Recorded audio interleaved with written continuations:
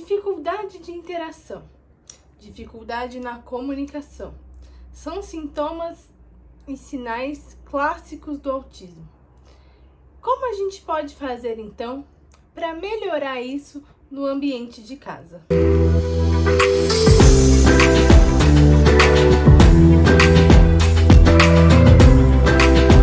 Meu nome é Beatriz Bel, eu sou terapeuta ocupacional e hoje eu vou falar aqui com vocês um pouquinho a respeito de como nós podemos interagir com a criança e trabalhar em casa essas questões de interação e comunicação.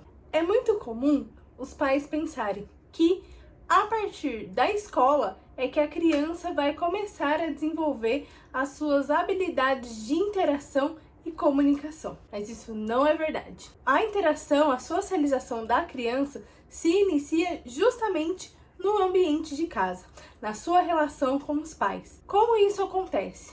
Lá desde os primeiros anos de vida, quando a mãe olha para o seu bebê e canta, que a gente chama carinhosamente de manhês, né, que é a fala da mãe para o seu bebê, isso já é uma interação social, uma comunicação. O bebê ele vai olhar para os seus pais, então, e ele vai começar a perceber tom de voz, entonação, expressões faciais. Quando falamos de crianças com autismo, até mesmo quando são bebês, eles têm dificuldade nesse processo de interação. Então é muito importante que nós busquemos estratégias para trazer essa conexão, para que as crianças olhem para a nossa face, olhem para as nossas expressões e vejam inclusive a nossa boca articulando, para que então essa interação e essa comunicação possa acontecer de maneira eficiente. Uma das coisas que é mais importante é quando a criança ela deseja algo, então solicita, ela quer solicitar algo, os pais precisam dar um passo para trás e não agir instintivamente para já oferecer o que a criança quer antes mesmo dela pedir. E pedir não necessariamente significa que a criança vai precisar falar, porque se é uma criança que ela tem uma dificuldade na comunicação, nós vamos incentivar esse processo de fala, mas ela não necessariamente a gente precisa ficar ali insistindo para que ela fale, porque isso pode gerar outras questões que a gente pode falar em um outro momento. Mas é importante que a criança se comunique, independente de falar ou não. Então, quando a criança ela vier nos puxar, começar a chorar, a fazer uma birra, a gente precisa entender sim de fato o que ela quer, e aí a gente vai começar então a ensinar a criança a apontar o objeto desejado. E aos poucos introduzir alguns comandos, como por exemplo, virar a mãozinha para cima e falar dá quando ela quiser algo, apontar e dizer esse ou aquele. Então são pequenos gestos, pequenas questões ali do próprio dia a dia. Então, por exemplo, quer pegar um brinquedo no armário, aponta pro armário e diz abre, e aí cada tentativa que a criança fizer e conseguir realizar de forma independente, o que nós vamos fazer?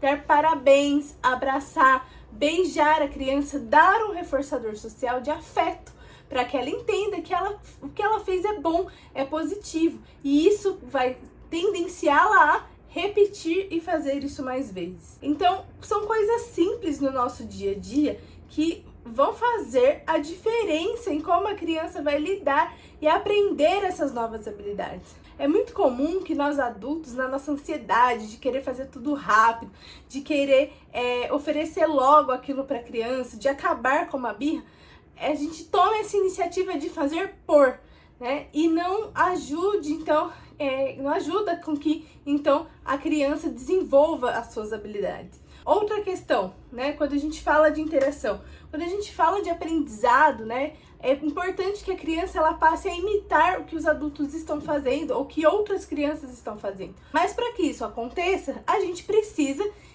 ter essa interação entre a criança, e para a criança imitar o outro, ela precisa olhar para o outro.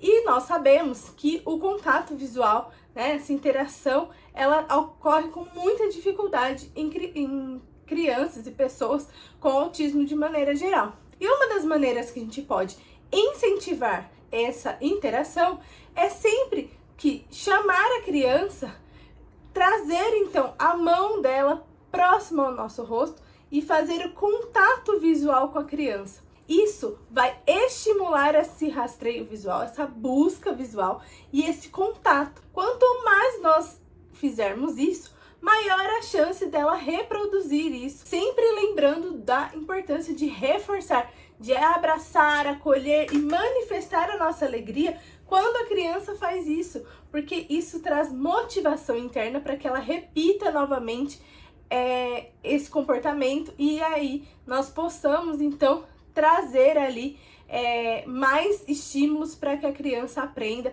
novas habilidades e tenha uma tendência a melhorar nessa interação, nessa comunicação. Aqui são pequenas dicas, mas para que a gente fique atento no quanto pequenas coisas do nosso dia a dia fazem total diferença em como nós vamos interagir com a criança e como essa interação vai se dar ao longo do processo para que a gente então consiga aprender. A criança precisa ir para a escola, a criança precisa interagir com outras crianças, mas tudo se inicia ali dentro de casa através dessas pequenas coisas.